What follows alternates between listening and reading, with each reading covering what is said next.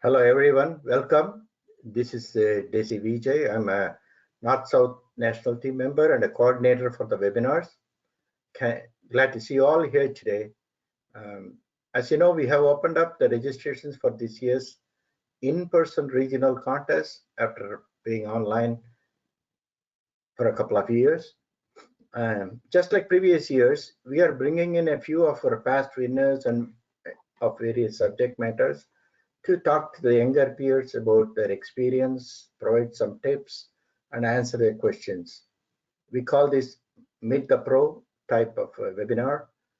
We had a couple of sessions before. We had ever popular spelling bee, and then a couple of weeks ago in computer science, the newest contest.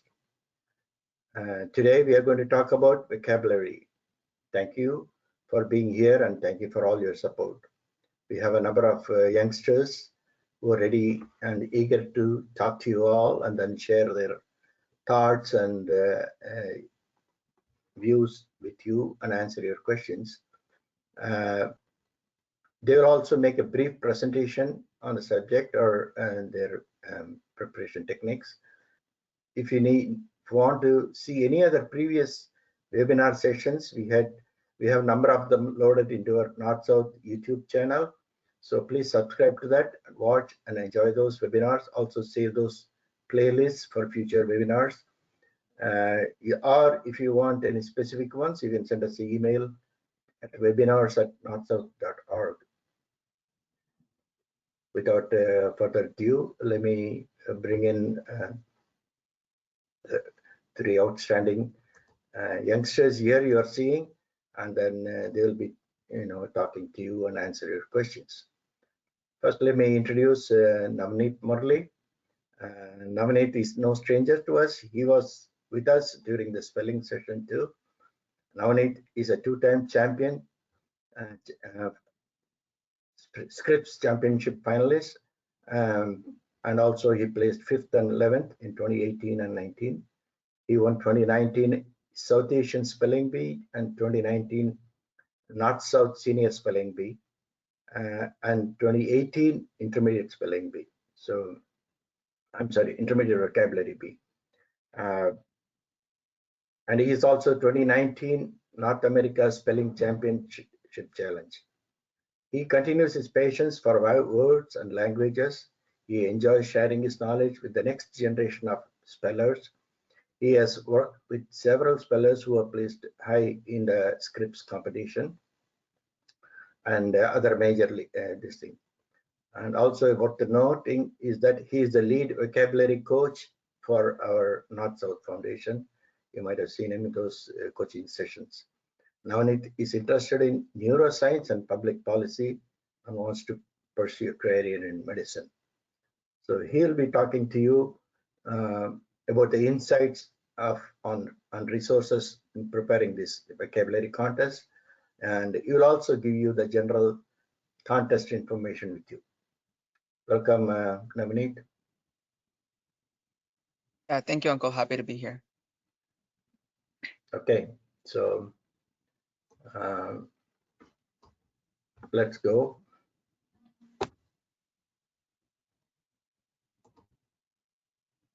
Okay, so you'll start with the contest information, right? Mm-hmm. Okay. Yeah, so NSF's vocabulary bee has two different levels, the junior and the intermediate. Junior is for grades 1, 2, and 3, and intermediate is for grades 4 through 8. So at the regional level, there are two phases, the written and the oral phase.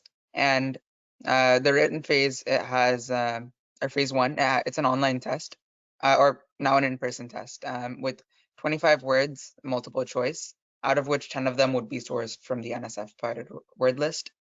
And the 1,000-word list that NSF provides each year, it is a helpful resource, but I'll be getting into that in more detail soon. And the second phase, phase 2, it's the oral round, and it has 6 words that are chosen from the NSF 1,000-word list. And all contestants participate in phases 1 and 2, and that way they get both written and oral competition exposure.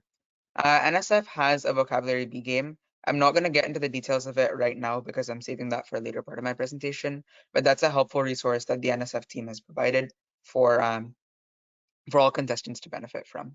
Next slide, please, Uncle.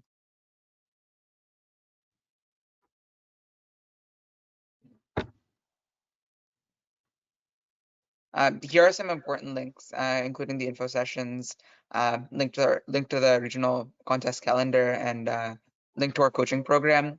The info session I helped conduct last year, and that has general introductory vocab information for general introductory vocab information that I think can help out a lot of the beginner spellers. And other information here is also helpful. The links will be shared with you later on. Next slide, please, Uncle. Yeah. So. Yep. So my presentation is going to focus on preparing for NSF's vocabulary B.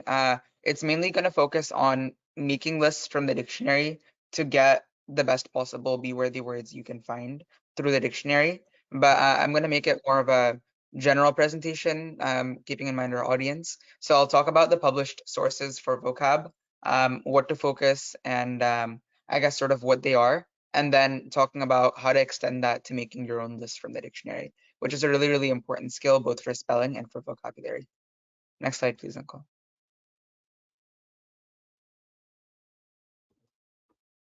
Okay. Yeah, so from the NSF lens, the most important word list obviously would be the 1,000-word lists that are published for each level of competition. There's a different 1,000-word list for the regional level and a different 1,000-word list for the national level. And they're basically, again, we sort of touch on their importance in that a lot of words in the competition are sourced from these 1,000-word lists, but they are good selections of words on their own. The words were picked by experts on the NSF team, and these aren't just random words, I guess. They are very helpful words, a lot of which you can actually encounter in context. Words that you can hear people talk, words that you can hear other people use when they talk. Important words that will help you aside from just the competition aspect. So it's a good selection of words. It's important from the competition perspective as well. And it's a good idea to practice and look at 1,000-word lists, both for the year that you're preparing for, as well as former 1,000-word lists, if you can get your hands on any of them, because all the words, they're taken from NSF's sort of central vocab database, and they're all really good words. And that brings me to the next point, the NSF vocabulary B game. This doesn't just have the 1,000-word lists from past years. It also has a lot of other good vocab words that NSF has picked and consolidated over the years. I remember when I was younger, I finished the game to completion. A lot of other really successful spellers have also done that. In general, it's a good vocab resource because it has words along with practice choices. And although the format of the NSF's vocab is slightly different from the format of, say, Scripps' vocab questions, they are still very helpful in that you can practice vocab in the multiple choice format. And that is something that really simulates the actual test environment, and that is something that I found helpful. And yeah, I mean, the more practice you get with it, the better prepared you are for NSF and in general for vocab. Something that I've noticed in a lot of my classes, a lot of my NSF vocab classes, is that around half of the people that I've taught, maybe a little bit more, are studying vocab with the Scripps National Spelling Bee in mind. That was also me when I was studying for vocab. I started off as a speller. My main goal was spelling, but I got really interested in vocab and I started taking that seriously, more than just whatever I needed to barely pass the vocab portion of the written test. So vocab is an important thing to study, both if you are preparing for Scripps or other spelling bees, and also if you just want to improve your word choice, your writing, etc. But if you're focused on Scripps, Words of the Champions is a must. Scripps has its own app called Word Club, and practicing the words through there is really helpful. And I say that because I've noticed in a lot of Scripps bees that they have similar, if not the same, choices for a lot of words. Like between the words chosen in the competition and words in Word Club. So practicing on Word Club with the Scripps provided choices was an experience that or is an experience that I think is really helpful. So that is also there. Next, I'd suggest Word Power Made Easy by Norman Lewis. And that is one of the old school vocab resources, but I found it really, really helpful because when I was young looking at the 1,000 word lists, I mean, they're good lists of words, but you have a bunch of A words, a bunch of B words, C words, etc. They're sorted alphabetically, which is helpful for organization, but there's no like unifying fabric that connects the words together other than maybe difficulty and the fact that they start with the same letter.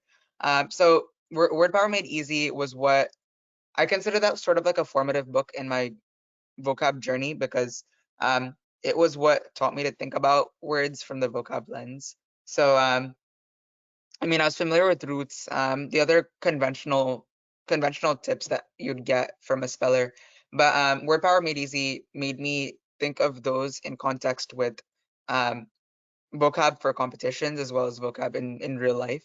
Um, it taught me about using words in context and other strategies to actually holistically improve myself. And that's what makes it so different from a traditional spelling resource. And I'd recommend it both for spellers and non-spellers. It's just a good resource overall. It was also incredibly fun. It didn't have the monotony that looking at definitions in a published list has. It's a book that I found enjoyable and fun to actually practice with. So it's something that I'd suggest to everyone, regardless of their experience in vocab or their goals, because it makes vocab learning a fun process. There's also the consolidated word list. Again, it's considered a fundamental spelling resource, but I used it for vocabulary. So the consolidated word list, or CWL, is a list that Scripps made, and it was their official list for a long time, although it's no longer their official list. Words of the Champions is now their official list. So consolidated word list, it's mainly a spelling resource, but there are a lot of good vocab words. I was doing some statistical analysis on past Scripps vocab questions.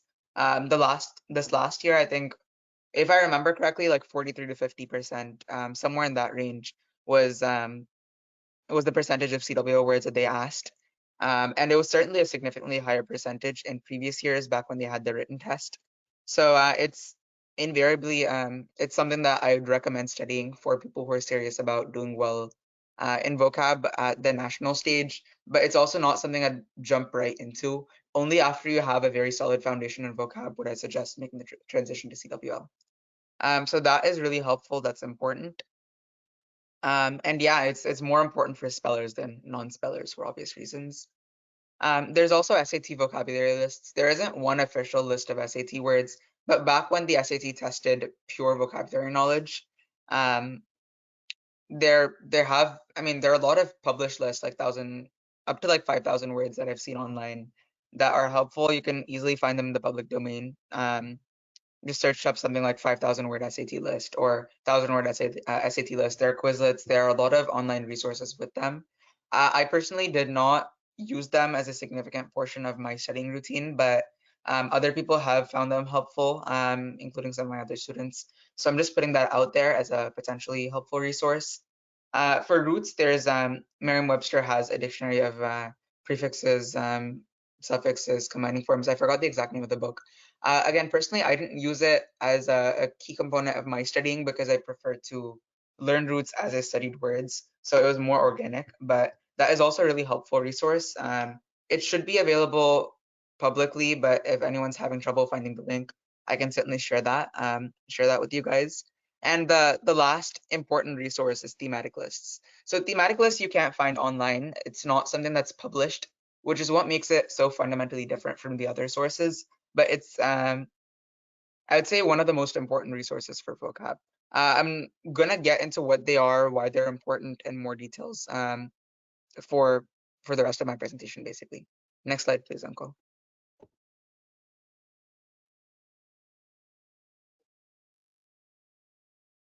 So I'm going to be talking about thematic lists for vocabulary, the why and the how. Next slide, please, Uncle. Yeah. So most vocab resources, they have good words, as I've talked about, but the words aren't classified by any one common thread. Sometimes they're organized by difficulty. In NSF lists, they're alphabetic in order to make it better organized. Um, Other resources are just good vocab words put together in general, and that's certainly helpful. Don't get me wrong, but if you look analytically at the words, some categories of words are more common in these than others. Certain themes are more common than others. So, for example, colors. A lot of words that Scripps has asked in the past, they have been colors or words that have something to do with colors. There are biblical, mythological, literary terms that also make up a significant chunk of words being asked. There are words that come from certain common roots like mania words, phobia words, graph words, etc., that have made their way to Scripps. I don't remember the exact number, but back when Scripps used a written test, I can swear almost every year there's 1 to 2 words that comes from 1 to 2 words with a really, really common second Greek root. And that's the reason I was motivated to make these lists, because I knew that each year X number of words would come from X lists. It's not, I mean, it's these findings were just observations that I made after looking at a lot of vocab words. They aren't officially published by Scripps or anything, but the point still stands. Making certain lists of words based off of common themes is very helpful. And even though the words in these published lists are very helpful, they are by no means comprehensive. For example, CWL might have, and I'm just making this number up, it might have 30% of the graph words. And that is certainly good. It's certainly helpful, but you need to know most to all of the graph words, as well as most to all vocab worthy words from the common roots list in order to have a greater chance of succeeding if you get one of those words on stage. So it helps you cover important be-worthy words that may not be covered in the cardinal published lists, because you're able to make lists of words based off of common categories that have been shown to be asked more often. Next slide, please, Uncle.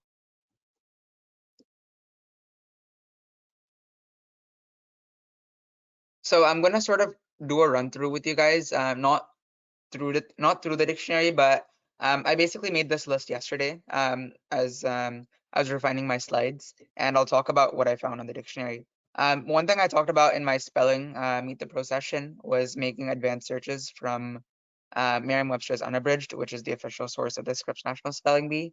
That is something that I'd recommend checking out because I go into a lot more depth on how to make good advanced searches and what exactly to search up. And I guess I just talk about advanced searches in more detail, but I guess I'll touch on it a little bit now, but you'll find it in more detail if you look at the other Meet the Pro session.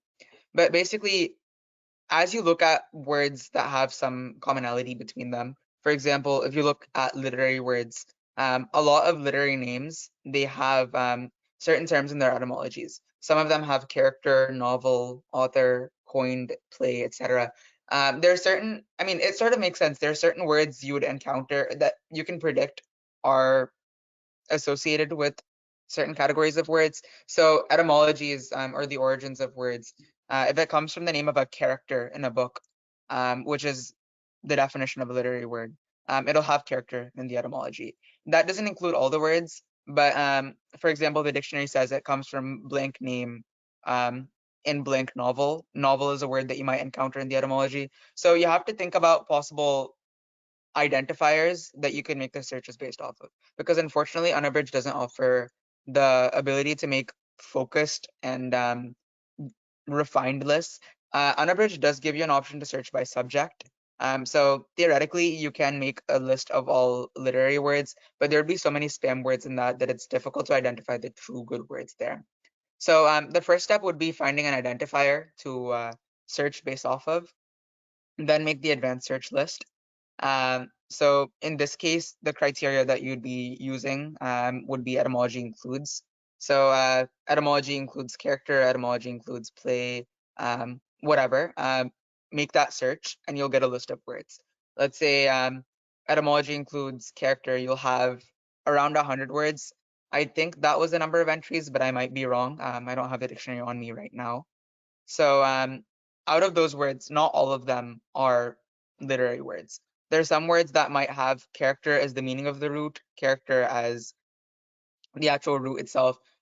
So it isn't the perfect list. You'll get certainly a very refined form of the list, but there still will be a lot of spam words. So you have to weed out the irrelevant words, which would be both extremely easy words like habit. Technically, it has the word character in the origin. That's too easy. Just remove it from the list. You know what habit is. There are other words that have character in the origin, but don't have to do with the list you're making. Like phenotype, um, it comes from the Greek phainein, meaning to show, but I presume character was in the definition of that root in some way or the other. Or I think type character was given as a definition of that root. So in that case, it's not character in the same sense that you're looking for. So weed that out of the list as well. So in the end, you'll get a small focused list of words that have character in the origin. Now, if you expand that to the other search criteria, you might get around 200, 300 words in the dictionary that are literary names. So that list is really, really precious because um, to date, I haven't found a single vocab resource that's published that has all the literary names. Um, Instead, if you make these small searches and consolidate them into one big thematic lists, that is literary names, you'll get a good list of that. And literary names are an important vocab source because A, they're difficult because you can't decipher them based off of roots, and B, they're words that come from pop culture of different periods of time. So, or not necessarily pop culture, but words that have cultural significance because they come from books or plays. So that also makes them important words, and you can't identify them anywhere else. So overall, it's a very helpful, important list. So lists like this, I did literary names, which is one of the more difficult lists to make because there's no one standard search. But if you can expand this to other lists, like for example, you can make a list of words with common second roots. For example, all the mania words, you can consider that one list, all the phobia words, another list. So if you consolidate all of these important thematic lists together and learn them, that gives you a very precious boost to your chances on stage because there's almost a guarantee that you'll get words from certain categories, and knowing which categories to prioritize and knowing how to make these lists, that gives you an edge on stage, definitely. So the last step would be practicing these words. What I did for vocab, it was mainly a spelling strategy, but I sort of adapted it for vocab. It'd be splitting words. So basically, identifying key pieces of information that are necessary to getting the word. So generally, I took note of words that I had trouble with, mistake words, things like that. So if I had trouble defining the word because I didn't know the roots, I'd write the roots. If a word has two definitions, one of them being a literal definition and another one being a figurative definition, I knew one definition but not the other, I'd write the definition I didn't know. Or I'd write the fact that the word has two definitions and write the definition to prioritize. So things like that.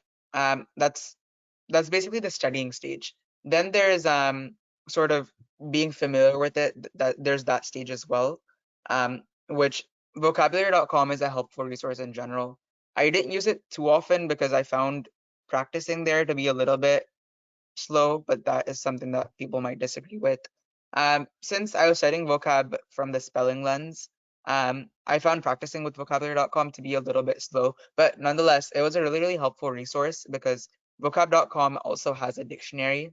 It's not an official dictionary because, no competitions use it as an official source, but it simplifies definitions and it gives you mnemonics. So that is the aspect of vocab.com that I found the most helpful. But in theory, you could use any practicing source. You could use Quizlets, you could use vocab.com quizzes, anything that works for you in order to practice words from these thematic lists. Because again, they aren't in other published lists. You can't really practice them along with other words. And then quizzing, that just get a parent or another mentor to ask you words from these thematic lists or other lists that you make, and that generally tends to make you more thorough. Um, but yeah, that's basically the process for thematic lists. So overall, to recap, the main takeaways from my presentation, they would be the sources that I gave. Make sure to go back to the recording and, or if you have notes, make sure to take a look at your notes once more. I didn't order it from most important to least important, but the order that I gave from the first resource to the last resource is roughly what I would recommend chronologically for people looking to succeed at the NSF vocabulary Vs and also Scripps. You can change up the order a little bit based off the focus or the path that you want to go down, or the path that you want to take, either Scripps focused or non-Scripps focused. But the general idea remains the same. All the vocab sources are important, and in order to go beyond them and give yourself an edge over your other competitors, making thematic lists is important. And I just went over how to make them. And yeah, I'm gonna end it with one more thing. I'm also working on a vocab resources for people who are looking to succeed at Scripps. So whenever that comes out, hopefully that's something that you guys would find helpful. And in general, all the links that I mentioned, all the sources that I mentioned, if you guys are having trouble identifying them or finding them online, I'll send out the links later on. But yeah, that's my presentation. Okay, Navneeth, so much of information. If you don't get all of them now, don't worry. You have a recording of the webinar as well as the link for the presentation. You can always go through at your leisure and then see it again. And one more thing, since obviously a very diverse audience was listening to my presentation, I tried simplifying it a little bit. If any of you guys have any questions or any clarifications or anything in general, just put it on the chat and I'll try to address it in the Q&A part of it. Yeah. Thank you, Navneeth. Next, I'm going to invite Avani Joshi. She also participated in our spelling session a couple of weeks ago. She has completed Scripps National Spelling Bee finalist twice, 2019 and 2021, where she finished on the 7th place in 2021. She feels that North-South played a pivotal role in developing her foundations as a speller, giving her a platform to practice before Scripps National Spelling Bee. She completed North-South regional spelling bee competitions in 2020 and 2021. Currently, she's running a spelling club to help provide other students in her locale to an opportunity to hone on their skills and achieve their dreams in spelling. All the proceeds she collects goes to the local charities too. Welcome, Avani. And then she is going to talk about some root-based vocabulary today. Yeah, thank you for this opportunity. Yeah, so today we are going to talk about root-based vocabulary, so how you can use roots to your advantage when you're deciphering words. Yeah, we can move on to next slide. Uncle, you might have to press a few times because transition. Oh, okay. Oh, you have. Yeah. Okay. Yeah. All right. Exploring roots and words. So that is our first topic for today. So we can move on to next slide. Yep. So what I want to start off with all of you is hopefully I make it a little interactive where I'm gonna show you this word, okay?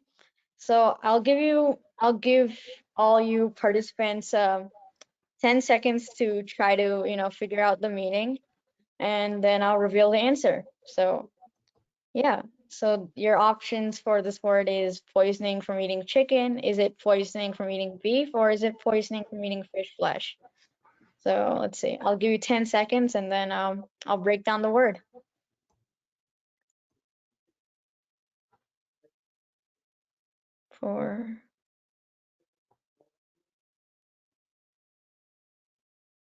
Okay, so Uncle, could you click 3 times? I think I have transitions for the roots on there. Okay. 3 times, I think it should be it. Okay, let's talk about the first root. The first root is ichthyo.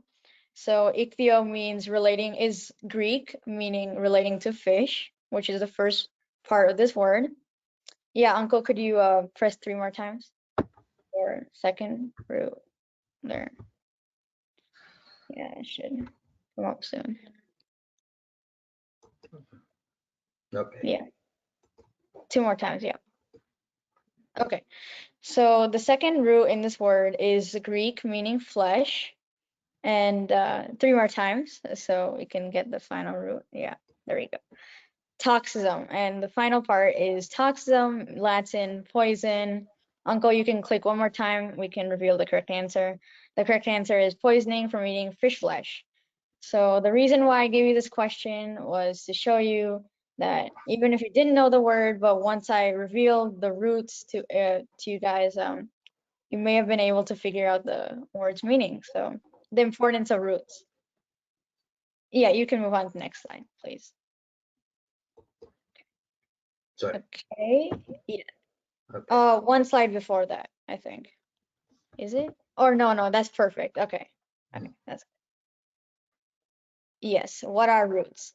So roots in words are considered fundamentally the building blocks of words. So they are similar to a single Lego brick or an atom, and linguistically they're known as morphemes. So a strong knowledge of roots can help you in deciphering the meanings of many words, and that's why I gave you that example at the beginning of the slideshow, so I could show you that knowing the roots, you can break down words into simpler pieces and you can figure out the meaning. This is especially helpful for vocabulary bees like NSF, Scripps, other standardized testing like the SAT, among others. Next slide, please. All right. So let's quickly recap what the main types of roots are for you guys. The main types of roots are prefixes, which are roots at the beginning of the word. Some examples are rediscover and prefix. The bolded parts are the prefixes. In suffixes, they are roots at the end of the word. Examples are fictional and heaviness. So the bolded parts are the suffixes. Combining forms are unlike affixes. Affixes are prefixes and suffixes combined. Collectively, they're known as affixes. And combining forms are mainly dependent on the part of speech. So bird-like or clockwise. I think in bird-like, it might be an adjective combining form. I think that's the same thing for clockwise. So they're a little, according to Merriam-Webster, combining forms have more lexical substance. So they have more meaning to it when you combine them with other words, other parts of words. Next slide. All right. So in this infographic I tried to make, I'm going to show you how roots, knowing different roots can, help you connect different words together, and yeah, it would help expand your vocabulary holistically.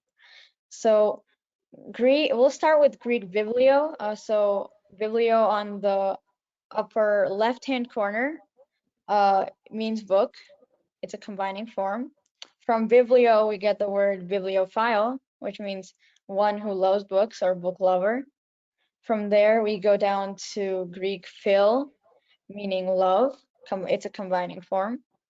From there, we get the word philanthrop, which means one, referring to a person who loves humanity or does good deeds for humanity, for the welfare of humanity.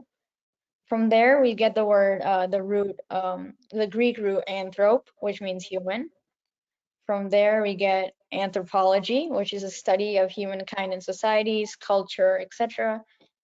From there, we get the Greek logi, which is a noun combining form, meaning doctrine, theory, or science.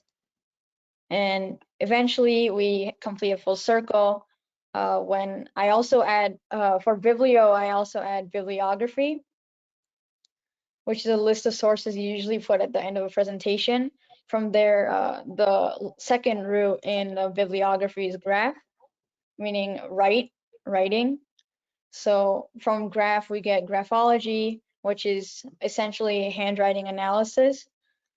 And so we complete a full circle with our roots. So the point is, with a handful of roots, you can decipher the meanings of various connected words.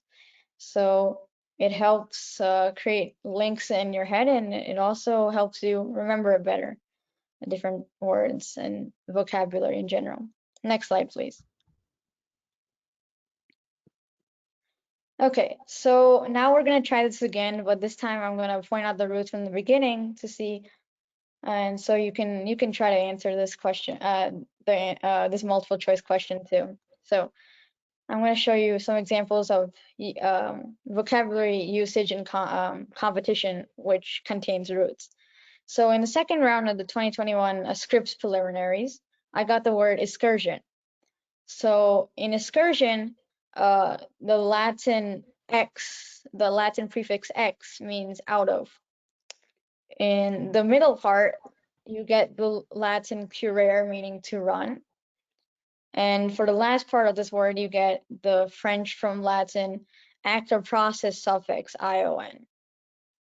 So your options are a short fun trip, B, communication with extraterrestrial creatures, or C, denial. So I guess I'll give you 5 seconds. You guys can, try to figure it out.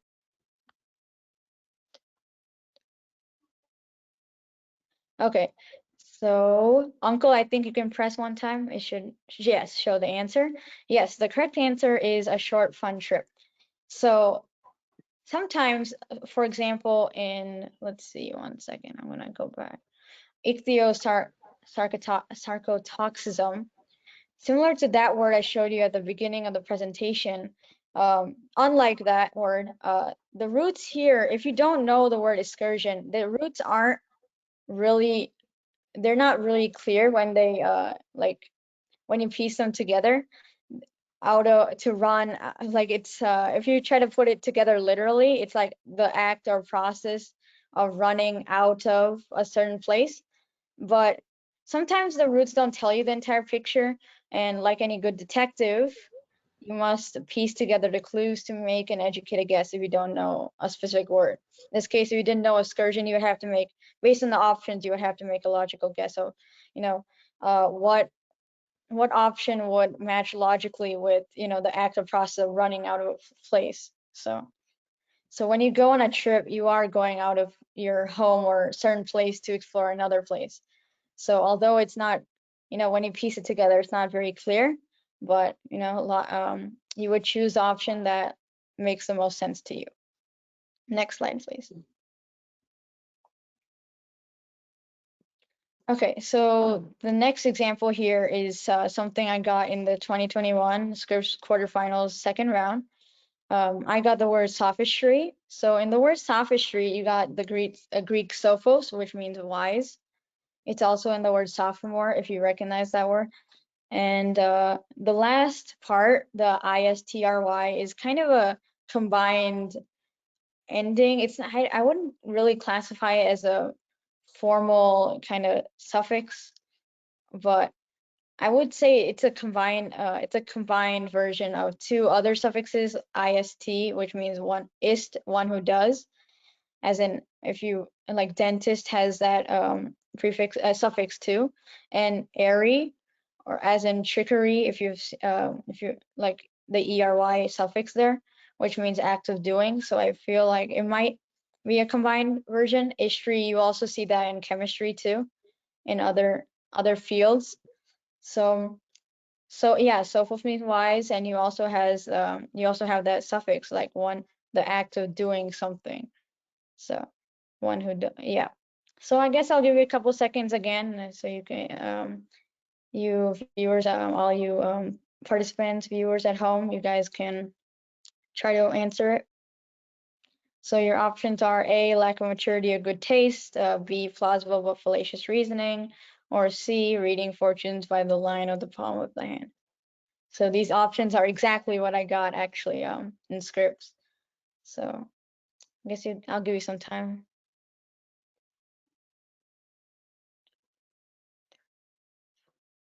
Okay, so Uncle, you can press once. Yes, the correct answer is plausible but fallacious reasoning. So a little bit later in this presentation, I'll show you why it's that. But because honestly, when you see the roots, again, like the previous word, it doesn't clearly tell you that it's, plausible but fallacious reasoning. It doesn't jump out at you like the first word I showed you in the presentation, where like every part of the root kind of completed the definition.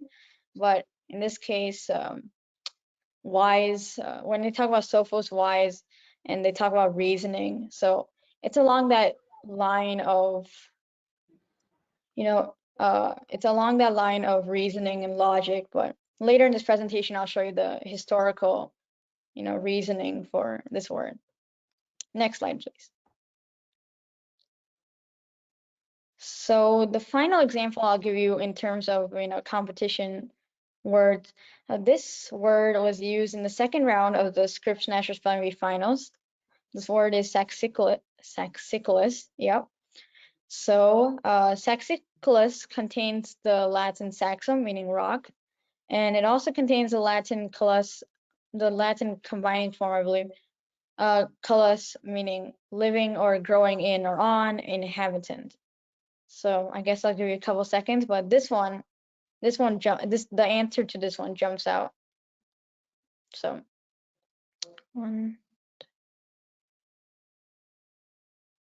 okay, we can reveal the correct answer. Yes, the correct answer is inhabiting or growing amongst rocks. And here it clearly jumps out to you like the first example, because saxum is rock, colus means inhabitant, and the option clearly reflects that. So this one's easily decipherable by roots. Next slide, please.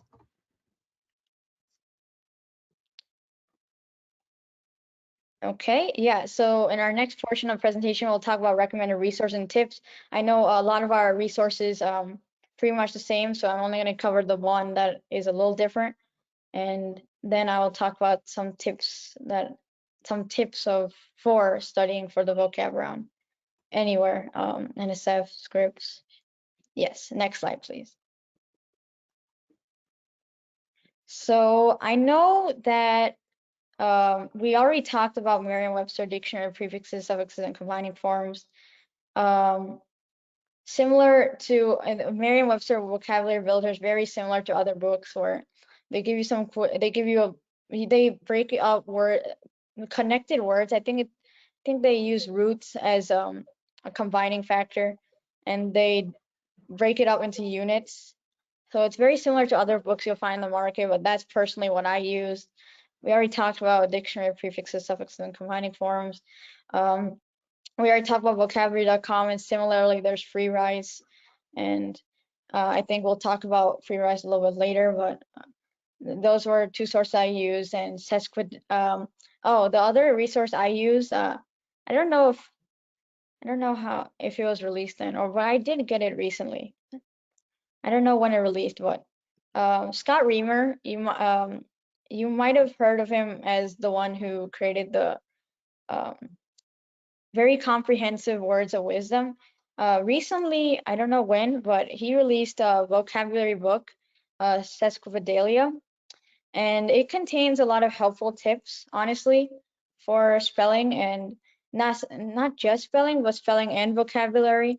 It does contain a list of roots at the end, towards the end of the book. So many quizzes, many lists of words. I think it's a helpful source. Yeah, we'll have to click a couple times, I think, Uncle, to get to the next slide. The transitions. Yeah. All right. There we go. One more click, I think, should do it. There we go. All right. Now to our final, I guess, tips session. Tips slide. So let's start with the first tip I listed there, to make sure to balance your studying between roots and practicing words. So although net practice is equally as important, net practice, as what Navneeth said earlier, and Ishya will say in her presentation, we all, practice is key to mastering, the concepts, the words, and it keeps it fresh in your mind. But although that is important, revising and expanding your fundamental root knowledge is crucial by studying roots, making thematic lists, etc. So the second tip I've listed on there is to memorize different forms of root, so you know how to correspond them meaning-wise, and to use related words to figure out meanings. So that's kind of two tips melded into one, but I'll explain each part. So the first example I gave you is M and M. So although they're different spellings of the same form, and they've evolved, different spellings evolved over time with different roots all in all, but M and M both mean the same thing in within something. So therefore, you corresponding that both relate to the same thing will help you prevent yourself from confusion in the spelling bee or a vocabulary bee, where you're like, oh, okay, so although in the spelling bee you'll hear like the different pronunciation, but in the vocab bee you should know that different forms of there can be different forms of root and they mean the same thing. So that'll help you prevent yourself from confusing your confusion. Yep. The second example I gave you is the Greek encephalo versus Greek cerebro. So both of them mean the same thing, the brain. So when you create lists of vocabulary words from a certain root, you should think once you get in the habit of making thematic lists, you can also add some complexity to it when you're noting down that the other corresponding language has this other counterpart. So Greek has encephalo, but Latin has cerebro, but they mean the same thing. As for related words, subterranean and superterranean. Superterranean honestly is very it's not very much used at all. It's kind of rare, I would say. But subterranean and superterranean do share terre, meaning earth or land, I would say, earth or land. But they do have one change. They have one has sub, which means under. Yeah, they have the prefix sub, meaning under. And if you know the meaning of subterranean as underground, so if you don't know the word superterranean, then you can make the logical assumption that if sub means under, then the prefix super might mean above. So after if you don't know the meaning of superterranean, you'll be able to decipher it as something that lies above or on the Earth's surface, according to Merriam-Webster. So the third tip here is understanding the history of a word can help in learning. Like we all mentioned before, creating mnemonics or sentences. So for sophistry, how I initially I think I saw it in a book or something, but sophistry when I looked it on Merriam-Webster, it says that sophists were teachers of philosophy, and Plato disapproved of their showy yet logically incorrect reasoning, and that's why the word sophistry came to be, as logical but fallacious reasoning. So it might seem logical, but it's actually flawed reasoning for anything, any phenomenon. So creating those stories, creating those mnemonics, creating sentences can definitely help in making connections in your head and remembering the words better.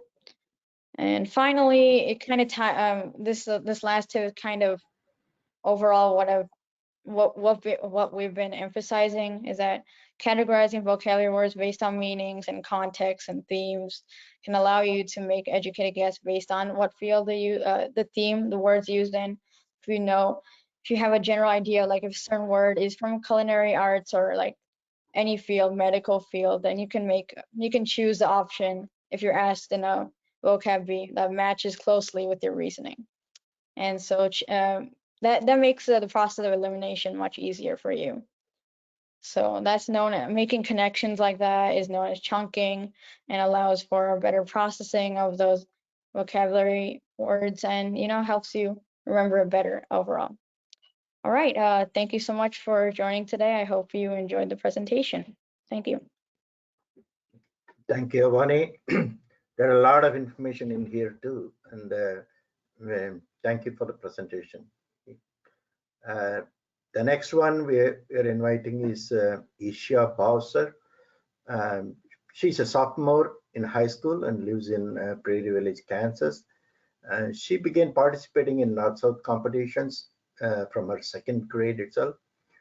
She had been placed in second in Intermediate Vocabulary B in 2019 and was a finalist in Senior Spelling Bee in 2020. She completed Scripps National Spelling Bee in 2019 and placed 51st, and again in 2021 as 21st. In her free time, Ishya plays tennis and really composes music. Wow, good.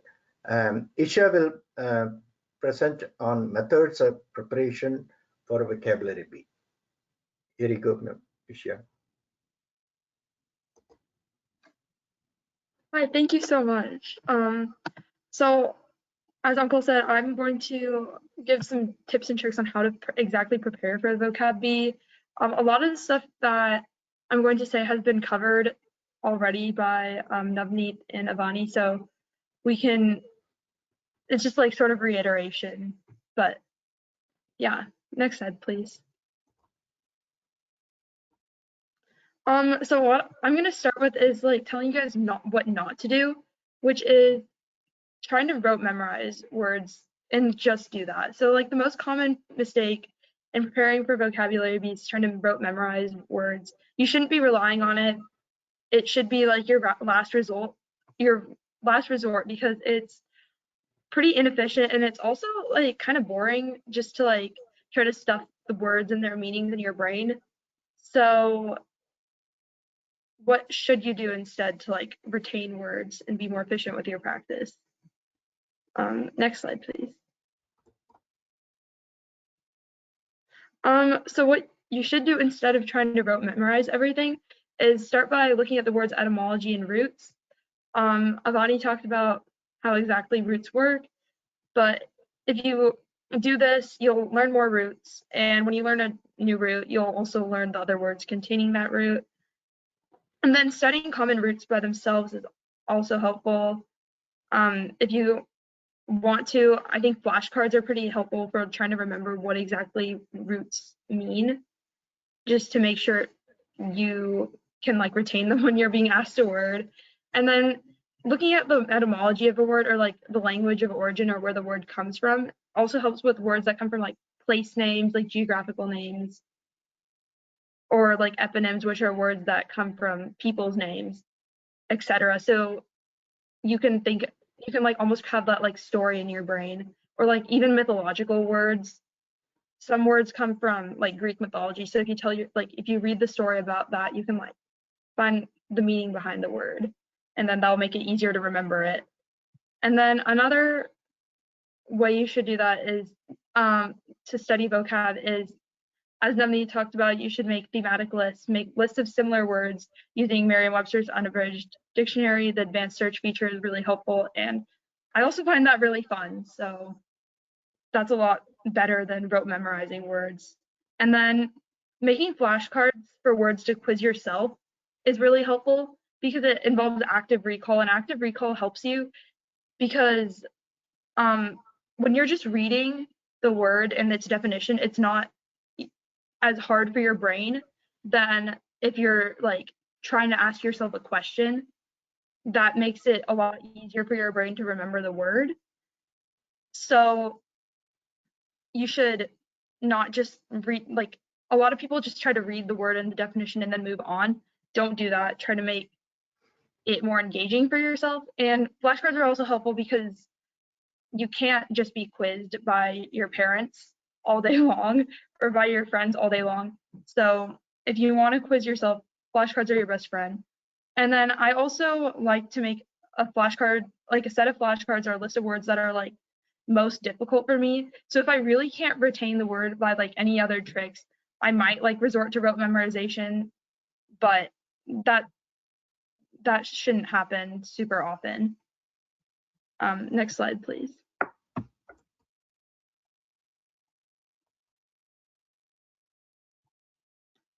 Just some study resources I liked. Quizlet's a big one. And then Anki is one of my favorite flashcard sites because it, not in addition to like helping you with active recall, it also like offers spaced repetition. So you might make a flashcard and you'll get it one day, and if you know it, it'll like space it out so you don't see it as much, and it'll give you words that it'll give you like flashcards that you say that you don't know as much. Like it'll tell you what, like you can like enter if you like understood it or not, and then it'll give you the ones you don't understand more frequently so you can actually remember them. I'm not sure if it's free. Somebody told me it was paid now, but I got it for free, so I think it's like a really valuable resource. Also vocabulary games like vocabulary.com, their quizzing feature is really fun. I think that's really helpful because they have fun, like as Navneeth said, they have fun mnemonics. They have like funny sentences that make it a lot easier for you to remember the word and associate the word with like other things, or like if you get it on stage, you might think of, oh, I remember that funny sentence that vocabulary.com was like telling me. So that's a lot easier for, like, your brain will hook on to that instead of just like all the similar words will get lost in your mind. And then free rice, it's very fun. It's just another vocab game. And if you know anything about free rice, when you play, you're donating rice to people in need. So you can feel good about doing that one too. And then for roots and stems, that's the Merriam-Webster's like whole roots thing. A dictionary of prefixes, suffixes, and combining forms from Webster's Third New International Dictionary Unabridged. That's the full name. I'm not sure if it's in print anymore because I couldn't seem to find it anywhere, but I know they have like PDFs online. And I honestly didn't use that much, but I think if you're actually looking to memorize a lot of prefixes and suffixes, then that could be your best friend. And then there are some books, like there's one called The Big Book of Words You Should Know. That has a lot of good vocabulary words in it. I know a lot of people have used that to prepare for vocab bees. And then actually asking your English teacher might be helpful for vocab books or like practice workbooks, because I know my English teacher had a really nice one that was used for SAT preparation, but it also had like a lot of words that I actually did see in like Scripps and NSF. So your English teacher might have a good vocab practice workbook for you. And I think that's it after this slide.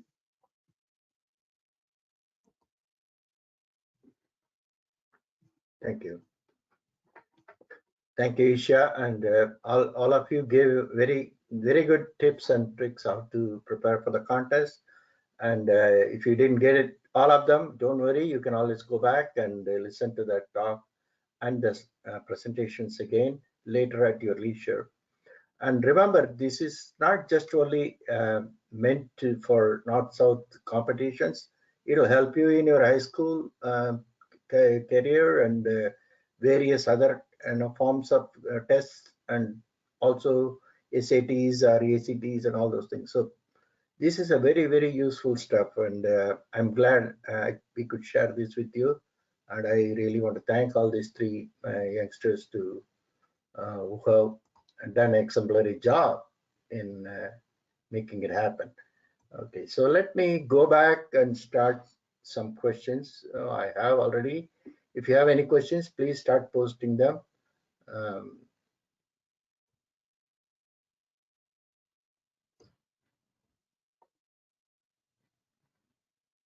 Okay, so I don't know whether you already covered or not, Navneeth, but what is the best way to make these themed list? Should I have a hard copy list by categories, or should I use Excel? Okay, so that really depends on what works for you as a learner, just broadly. So what I did early on in my spelling career was I mainly used notebooks. I mean, I think that is the idea is generally falling out of favor. I don't know as many people doing that now, but that was something that I found really helpful that I sort of still use. Because I guess it just sometimes sits better to write out certain lists. But if the list is like 200, 300 words long, it's not practical to write out all the words on a notebook. So I used organized Excel sheets. I think towards the later phase of my spelling career, I had one master Excel sheet that I used for basically everything, from spelling to vocab, basically just everything together. And I used to have tabs on that for exception lists and just general spelling lists that I made. That again, I covered in probably more detail in the spelling meet the pro session, but I also had another tab for vocab lists. So I had all the common like root-based lists in one section, all the literary names in another section, phrases in another section. So all these lists that I could make, I consolidated them and I had them on a spreadsheet. That made it easier for me, so I could identify like where words were coming from. So for example, if I identified if I missed a word, for example, while citing another resource, I didn't know the definition of that word. And it was a phrase, hypothetically. I could make a list of it and, or not make a list of it, I could take note of the word and then do a control F on my spreadsheet and identify this word was in my list of phrases, I need to review that. Or if it wasn't in my list, maybe I need to expand my list of phrases and then start thinking about ways to do that. Maybe were there certain search criteria that I may have missed, or are there other resources I need to skim through to identify more phrases, things like that. So I guess if it sits better, if it's a smaller list, you can do it on paper, on a notebook. That certainly is a helpful strategy. But especially if you're an older speller, or you're in a more advanced phase of your spelling journey or vocab journey, having an Excel sheet is really helpful because you can identify where the words are coming from. Yeah, hope that answered your question. Thanks. Avani or Ishya, anything to add?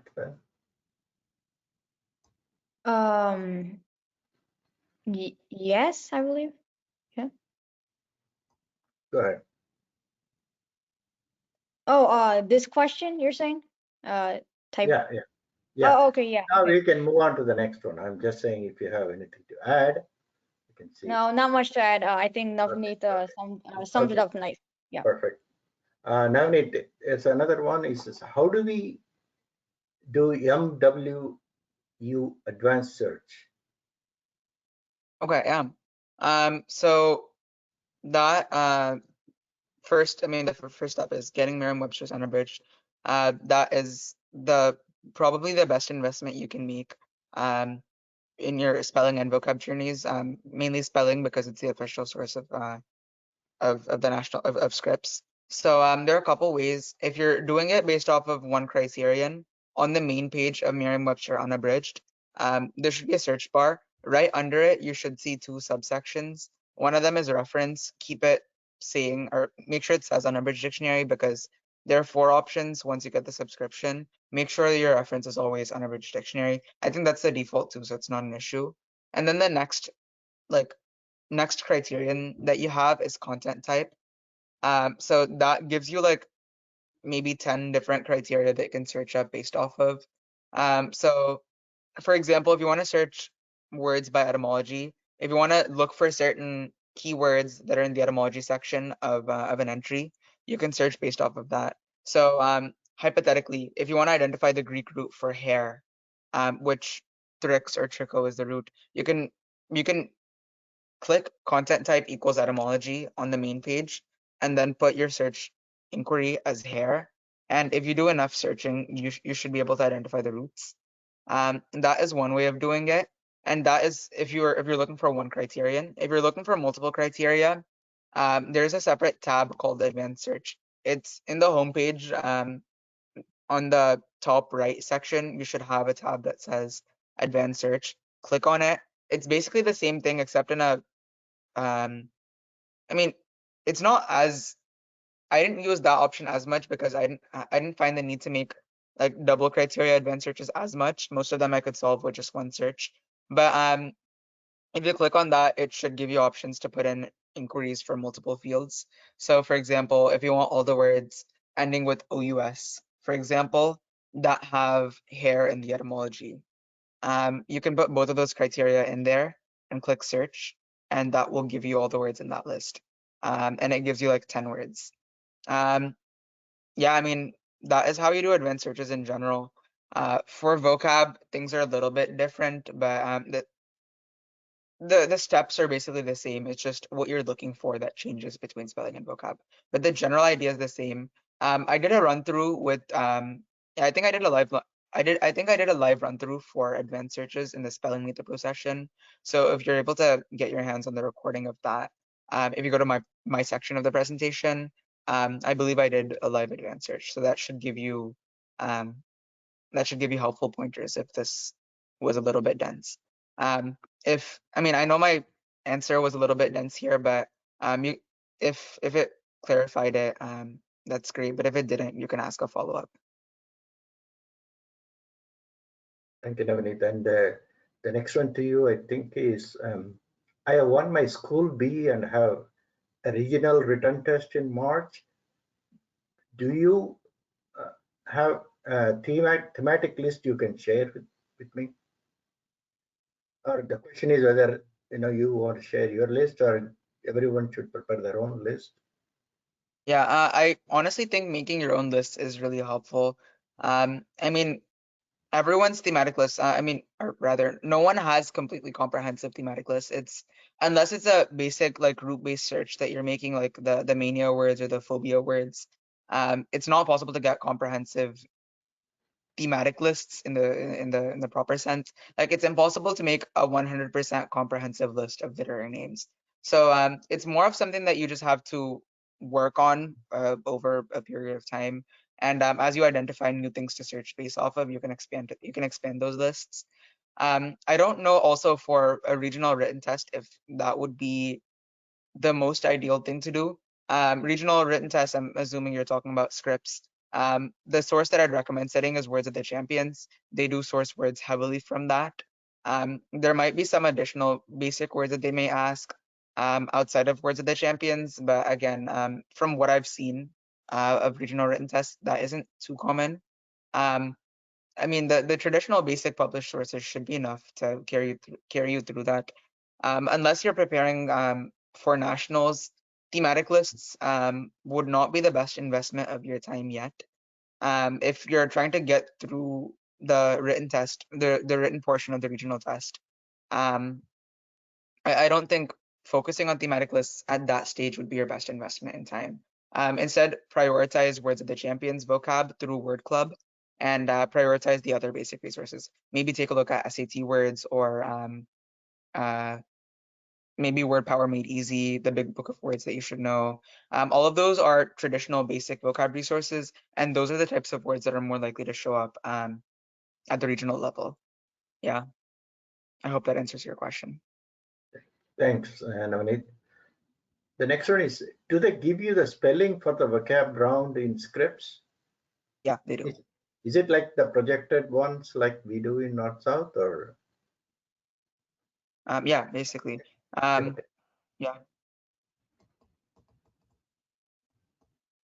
Okay. The next one is, my daughter, age 10, has won School B and will be competing in regional in Chester County. We recently came to know about North South and will enroll her for the future courses. For now, all she did was memorize. Any tips for her at this point? Thanks for sharing all the suggestions. Probably Avani, you can go. Well, what grade is she in again? And she's age 10. Okay, 10 years old. Okay. Fourth or fifth grade. So since you're at such an early stage in your spelling bee career, I would recommend that you get the book How to Spell Like a Champion.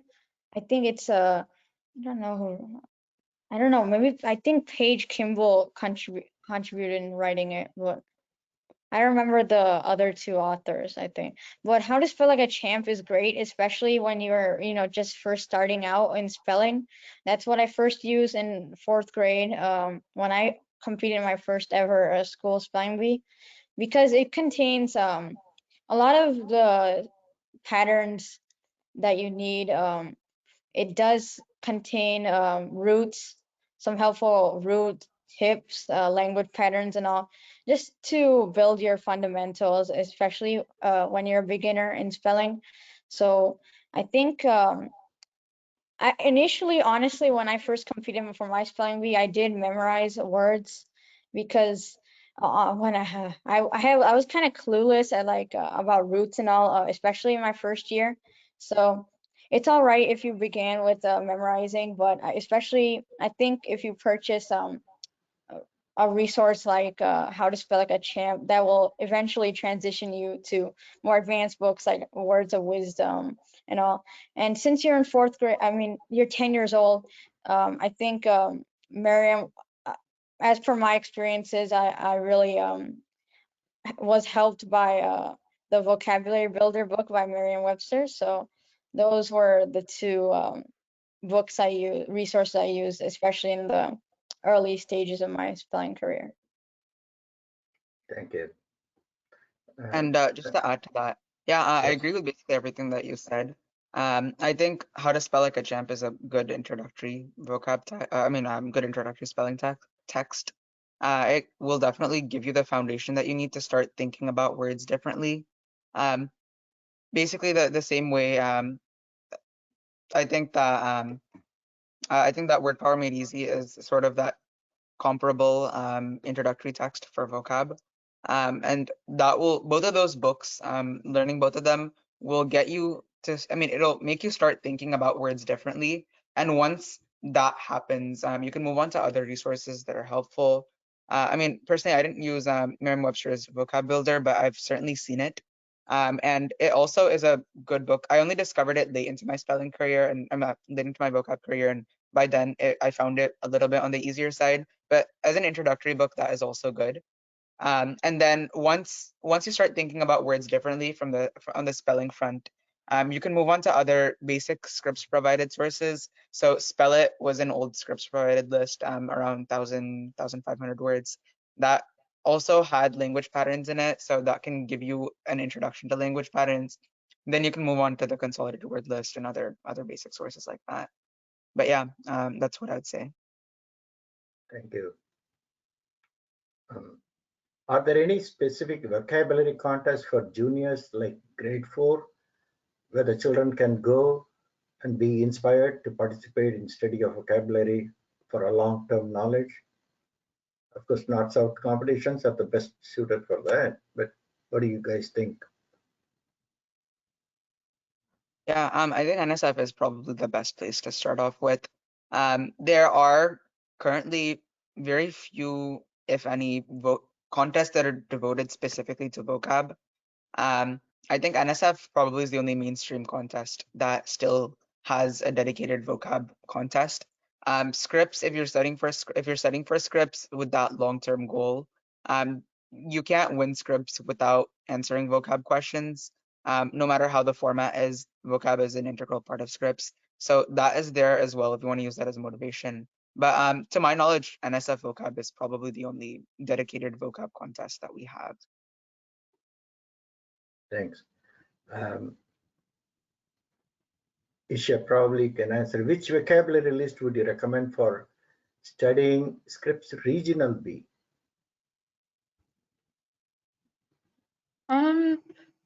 I would say, honestly, I'm not completely sure. I think for regionals, I would say like free rice, and I think most of the regional words, I think it depends on the regional B, but I think in my specific regional, all the regional words are, for vocab especially, are on list. So I would say just make sure you know all of the, I think it's Words of the Champions. The Words of the Champions words you should know all the meanings of, and then move on to like outside resources like vocabulary.com. Probably like maybe I never used Merriam-Webster's vocab builder, but maybe that sort of thing. And then I think NSF lists probably have good words for that too. So if you're here, you probably know the NSF words, but that could also help for regional Bs. Yeah, only thing I'd add to that. Basically, my definitive answer on that, first priority would be Words of the Champions, the 4,000 word list. That is non-negotiable. That is one thing you need to know for sure. And then CWL is a good resource. It's more of a long-term study project because it's 20,000 words. It's a huge list, but definitely it's helpful. And then also the resource that I'm working on, which should be out soon, it is geared towards regionals and nationals, but it's a helpful start for anyone at that level. Yeah. The next question is, when we study a word, should we look at the meaning of all the different meanings for its various parts of speeches? Some words have more than 7 to 10 meanings for all its forms. Okay, so this is something that I can answer. So first of all, definitions, I like to put into two big buckets. One of them are it's literal definitions, which are definitions you can easily figure out based off of the word itself, based off of roots, if it's like a direct translation of the roots. So straightforward literal definitions, that's one thing, right? And then there's another bucket, figurative definitions. So words that you have to think a little bit more, or definitions that have been modified a little bit more than what you can just directly get from the roots. So for example, there is elephantine. That is, or elephantine. That is a common vocab word. Elephantine, first definition is relating to an elephant. I mean, that like anyone can figure out. It's a basic definition. You can get it from the word itself, right? And there's another definition of like not having grace, being clumsy, like heavy-footed. That definition exists too, and that you can. It's a figurative definition because you'd have to know that elephants in general are sort of like clumsy, heavy-footed, like characteristics, I guess. So there are two big buckets of definitions, and in general, the figurative definition is what Scripps would prioritize if there are two definitions. But there's also the question of usage. So that is why you're gonna have to understand how words are actually used in context. So if you're using the word elephantine in conversation, people are gonna use the clumsy definition. People aren't gonna use the other relating to an elephant definition most of the times. So usage is one thing, seeing how the word is used to identify the most common definition, and also finding the better definition, I guess, for vocab. Those are two things you should focus on. That being said, look at all the definitions of the words, try to put them into those two buckets and prioritize the more important definitions. If a word has like 6 definitions, but 5 of them you can figure out with just one core idea that unites them, learn that one core idea, and then whatever else doesn't fit in that bucket. So hard to give a very like definitive answer, but there are steps you can take to prioritize definitions and prevent learning all of those different definitions. I hope that answers your question. Thank you, Navneeth. The next one is there a vocabulary website helped you the most? All 3 of you can answer. Okay, so in terms of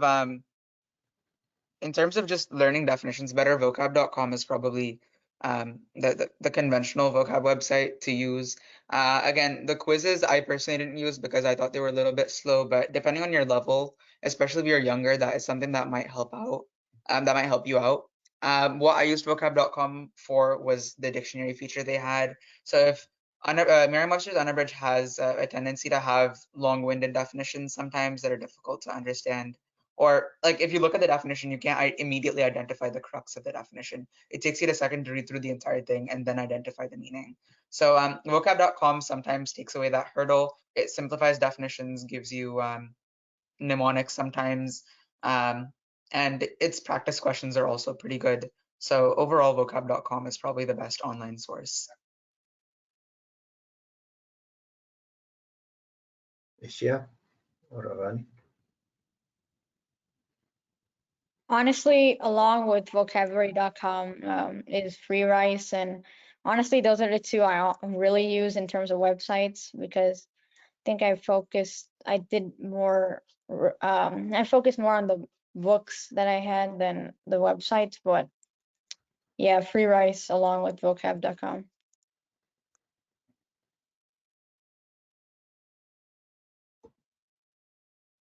Ishya, you have anything? The only thing I think I have to add about vocab.com is like, I think they have a feature where you can build your own flashcards for like words that you know are in that dictionary, you could use those flashcards that they'll have for you. But I think that's about it. Okay.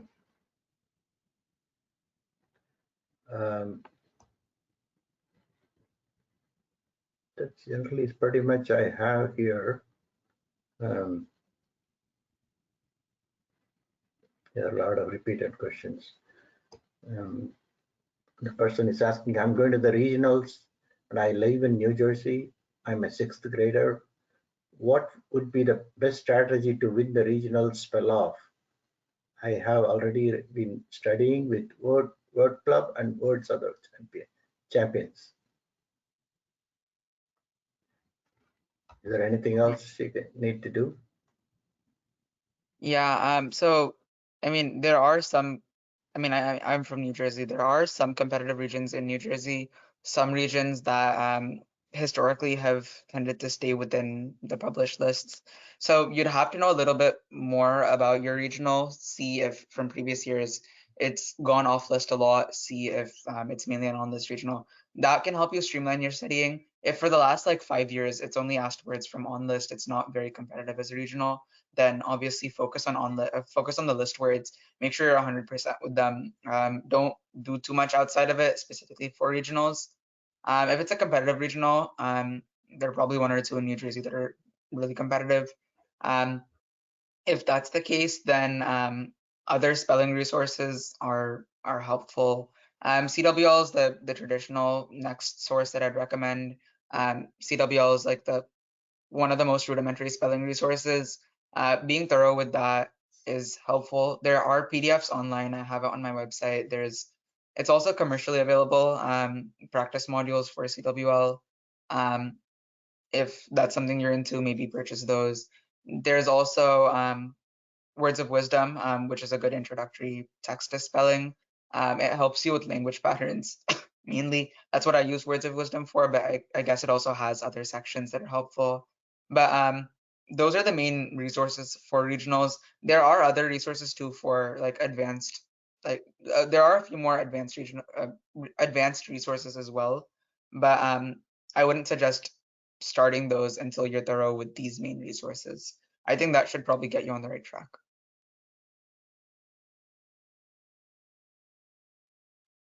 Thank you. I think that's pretty much what we have. Let me see. Yeah, there's one more popping up.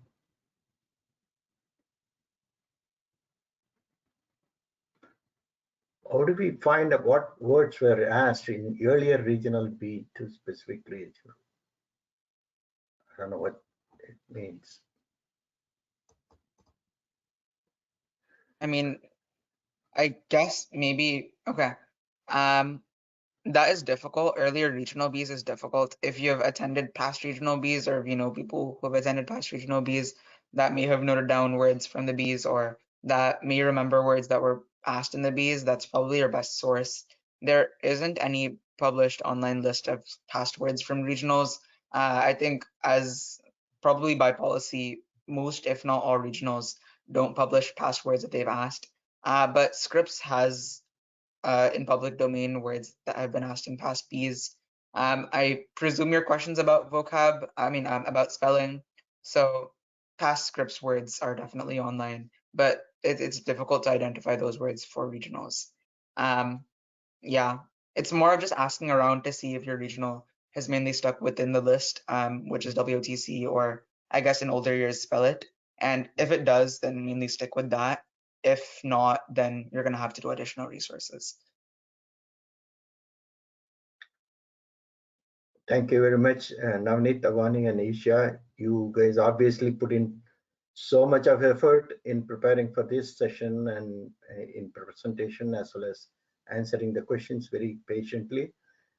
Thanks for your time and efforts, and hope all the audience got really benefited from you, and then they also can look at all these things at a later time and then redo it again.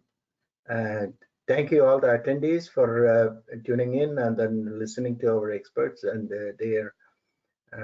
hopefully this helps you a lot, and then makes up your mind to register for the regional contest. Like every one of them said, that is the best starting point for everybody, not only for going to Scripps or anything, but all your school work, your SAT, and your all competitive exams in language and arts.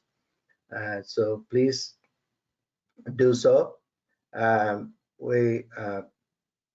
I said, the recorded link will be sent to you tomorrow, probably, along with the link for this presentation. Please fill in the feedback form before you leave and let us know how we did. And again, I thank every one of you for your time. We are going to continue this webinar series with the next one on science 2 weeks from now on February 19th. So please stay tuned for our announcement and the registration. Please register, attend, and benefit from all these sessions. And Uncle, if I can add one more thing. Yeah, yes, please. Yeah, so one more thing, it's a lot of you have been asking questions specifically for regionals, but a lot of the audience is also younger spellers. If you're looking for something more long-term for vocab, NSF also has a vocab coaching program. I'm the head coach there, and it is really helpful we organize the program such that it helps both junior contestants as well as intermediate contestants. It sort of it's an orientation to start thinking about words differently. It is focused on Scripps and NSF vocab bees, and it talks a lot about thematic lists. It talks about strategies for succeeding at vocab competitions. It's a pretty comprehensive course. So if that's something you're interested in, also stay tuned for updates on that. Yeah. Perfect. Perfect. It's a long continuing story of education. So it's not just a contest, but that just tests you how well you are prepared so far, and then puts you in the right path for the further ones. And thank you guys. Thank you, Ishya, Avani, and Navneeth for your time. And hopefully we will do it again in the near future. Thank you guys, and then stay healthy and safe, and then we'll see you the next time. Thank Bye. you so much for this opportunity. Thank you all for joining. Yes. Thank you, Uncle. Thank you. Thank you. Yes.